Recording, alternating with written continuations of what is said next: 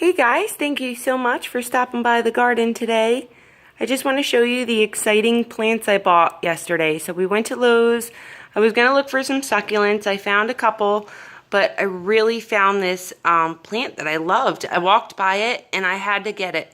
There was one that was $30, which was just a little bit bigger than this, and this one was $10.98. So I was like, yeah, it's coming home. Now, purple is my favorite color. Look at the backs of these leaves. They're like purple with green, and then it has lime green through the branches, and it's got purple, blackish to greenish foliage, and it's called a poly-elephant ear plant. Now, it's in some really muddy soil, which I have to get rid of. We're going to transplant her into some half succulent soil, which I got, and then half burpee mix, which is really just a good houseplant soil potting mix I use. You want to go with a potting mix type soil. Now this requires moisture kind of all the time. The leaves, as you can see, are nice and shiny, so I'm going to have to keep them clean, just like my Dracaena plants over here by the window. It requires medium light like my Dracaenas over there, so we're going to have to keep her in. We're acclimating over here by the table because I love to acclimate my plants. These were inside the store, so that one was inside the store, and this little guy was inside the store. And this little thing is so cute too. It has like lime green foliage with purple going throughout it, and then it's got ruffly leaves, which they actually feel exactly like they look. So it's so cool, but they're really soft. It's like so soft. And they're just really neat looking. They're riveted. I love it. And it's called a Moon Valley Friendship plant. So that's really cool. We're going to get this in some nice soil too. There's like 4 plants in here.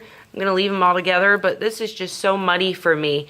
I don't like the soil plants usually come in. You know, that's usually a temporary situation anyway. And these are going to be outgrowing their pots really shortly here, just like my other ones have.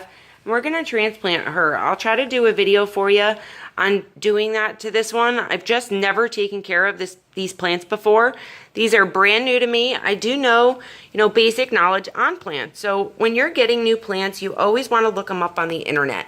I always do that. I always try to find somebody that's growing them, has the proof of how they're doing since they've brought them home.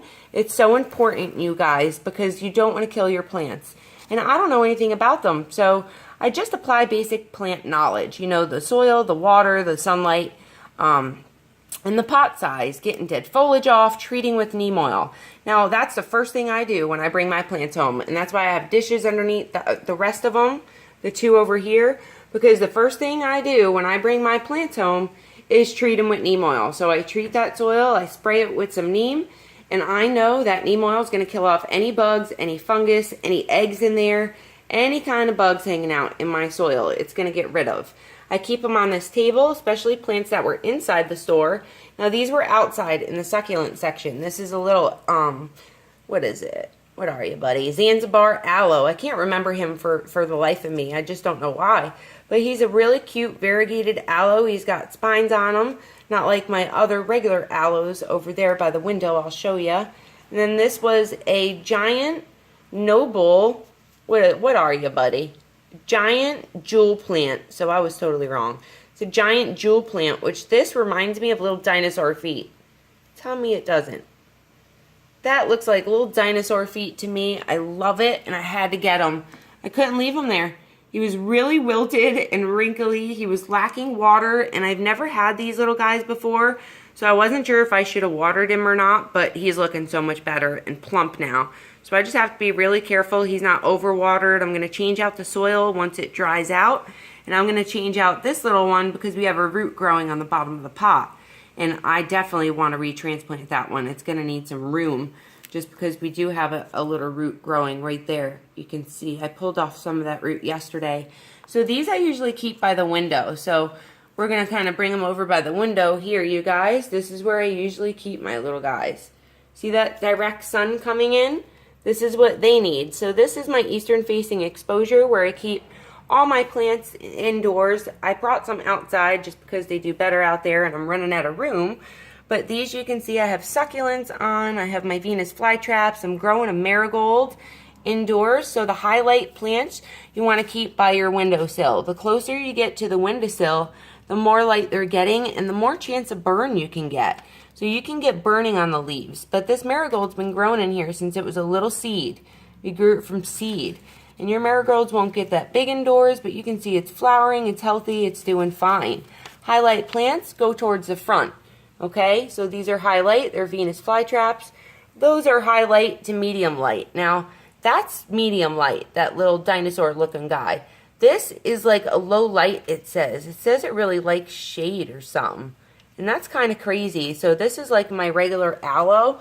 Usually regular succulents you would put in here.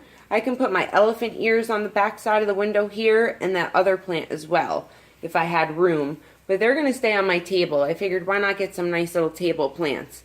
And these are my regular aloe. So this is a regular aloe planter, which I have 3 in. There's 3 little aloes in here. That's a regular aloe, and this is a regular aloe. You can see the variegation on it. You know, they have spines, but they're not as big. Their leaves are long. This is kind of short and stocky. It's got that beautiful, beautiful variegation underneath it. And I'm kind of curious to see what these turn into, how big they get in a bigger planter. So we're going to leave him on here with the rest of my guys. And this is an aloe Walmsley. So that's a different, this is a variegated aloe.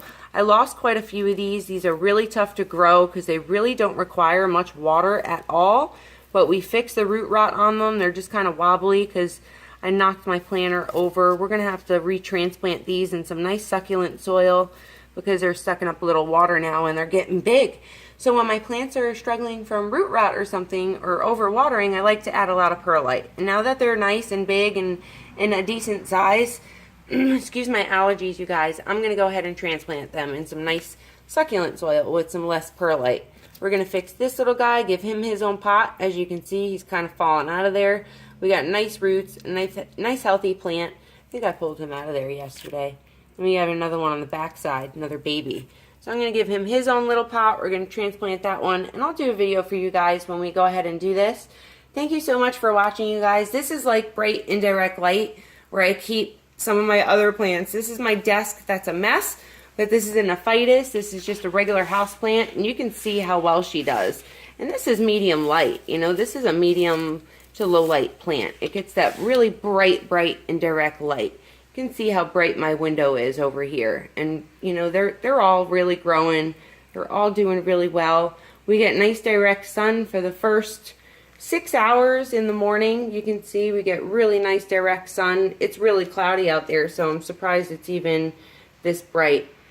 But that's it, you guys. I'll back up so you can see my window. I don't want to get you dizzy.